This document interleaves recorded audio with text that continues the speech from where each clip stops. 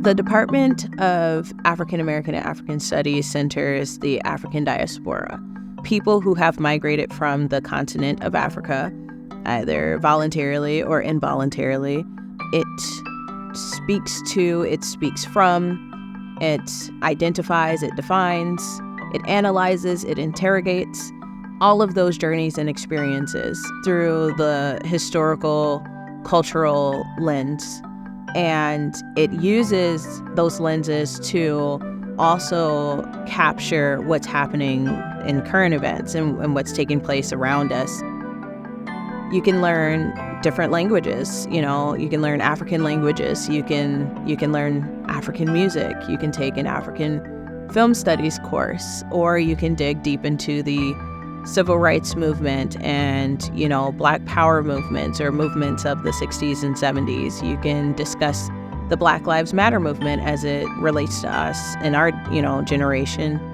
Then you may take a class with me, which is very much rooted in, let's say, the Horn of Africa. So you can get quite a range of courses that this department would offer. It's a saying in mathematics where it says it's a doing sport. And so what I try to do in my class is try to bring in interaction as the foundation of learning. You have to, first and foremost, look at your peers as people who are part of your learning. It is through that interaction with your peers, with that mindset of you have something to teach me, I have something to teach you, where I think a lot of fruitful learning can happen. A lot of the readings and coursework that we were doing in the Afro department was teaching us other ways of knowing and other ways of constructing knowledge, which I wouldn't say run counter to the ways in which knowledge is traditionally constructed in historical disciplines, but which very much supplement that and add needed critical perspectives. Why are things the way they are? Like, what is my background? Everybody comes from, different places in the world, different ethnicities and all that other stuff. So to be able to kind of be able to find and pinpoint that is really important. I think the Afro department does a really good job of really seeing people's identities and making sure that people feel comfortable within that. So just like applying it in my life and also making sure that that is applied in the people around me.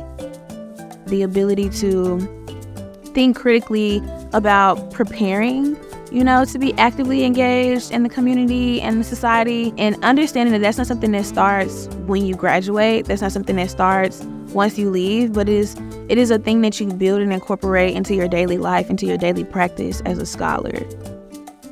We've had graduate students go to local prisons and teach. We've had graduate students work with local artists. We've had students go and work in museums.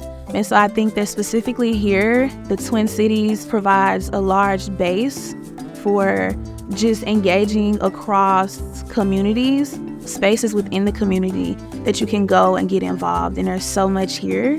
And so I think that is something that makes it a distinct place to study and a welcome place to study.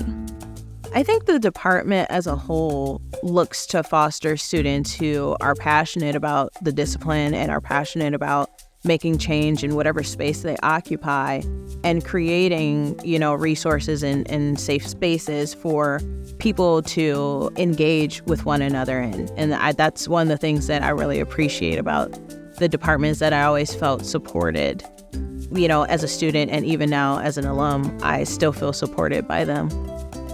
I feel like our department is just so great. Like they lead with that kind of intentionality to make sure that everything that we're doing helps us to prepare for being a holistic person once we leave this space. And I really, really appreciate that, because it's easy to not do that in an academic space. It's easy to not feel that way. And to just be affirmed and like, I am someone who is smart and who has great ideas, and this person who has 3 published books thinks so. It's very a nice space to be in. And I think that that's important. That's important.